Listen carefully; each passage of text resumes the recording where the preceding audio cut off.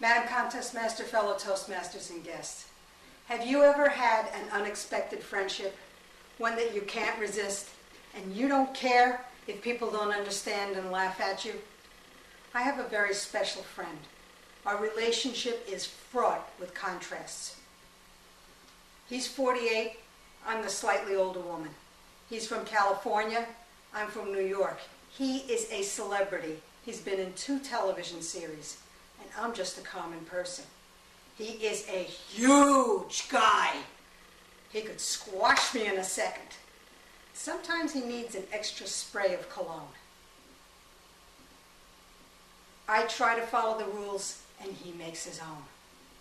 I'm Caucasian, and he's not. I keep my house neat and clean. He doesn't care what kind of a mess he lives in. I budget my money very carefully. He never, ever even thinks of money. And I try to watch my diet and my weight. He eats the same thing day after day and never puts on another ounce. I think about him all the time. I look forward to be with him. And when I see him, everything else blurs into the background and he leaps into the foreground. Now, I'm a volunteer, and that's how I met him. It came to my attention that some of the other volunteers were talking about me. It seems that they sense the special affection that my friend and I have for each other. Now, some of you are going to think that I've totally lost my mind, but believe me, I'm in much better shape than when I had my mind. You see, I volunteer at the Homosassa Springs Wildlife State Park, and this is my friend, Lou the hippopotamus. Isn't he cute? Lou is a fabulously wonderful and famous member of the park. People come to see him year after year, literally decade after decade. And I get the honor and privilege of doing the educational program and feeding him 2 times a week. Lou has taught me many things. He's asked me to show and tell some of you about them today. The most important thing that he wants you to remember is to be who you are with apologies to no one. He even gave me specific examples. Lou says, don't be a hypocrite. Tell someone when you don't like them. Some people walk around with big smiles on their faces for people that they can't stand. Not Lou. I'll never forget the day that we had a group of middle school boys. And both Lou and I agreed that they were not very attentive during the program. So at the end, Lou swam over toward them, turned away, spun his tail, and gave them some unauthorized souvenirs that they will never forget. Lou is known for his splatter zone. It can be dangerous telling people that you don't like them, say if it's your boss, but I can promise you that following this advice will set you free in more ways than one.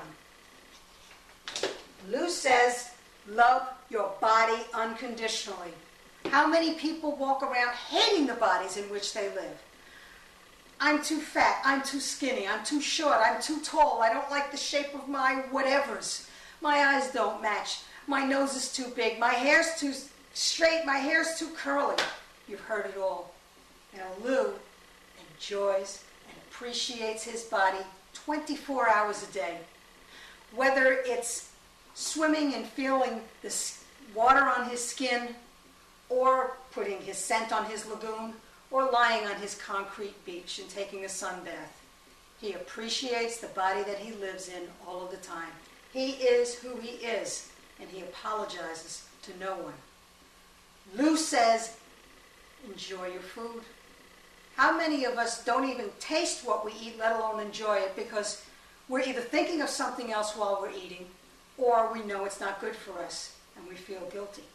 Now, Lou has this situation covered. When he's hungry, he simply opens up his mouth. A willing volunteer chucks in some melon. He chews it thoroughly and opens for some more. He is who he is, and he apologizes to no one. Lou says, make sure you get enough sleep. Fellow humans, how many times do we schedule everything else but getting a good night's sleep and getting enough sleep. Now Lou has this situation covered. When he is tired, he simply puts his head under the water. He can stay under there for 5 minutes or more until he has to come up for a breath. Or if he's lying on his concrete beach, sorry, he's not coming out of his nap until he's darn good and ready. And it doesn't matter who's waiting for him or how many people. He's going to make sure that he gets his beauty rest. He is who he is, and he apologizes to no one. Lou says, appreciate your audience. Sadly, there are millions of people in this world who will never know this joy.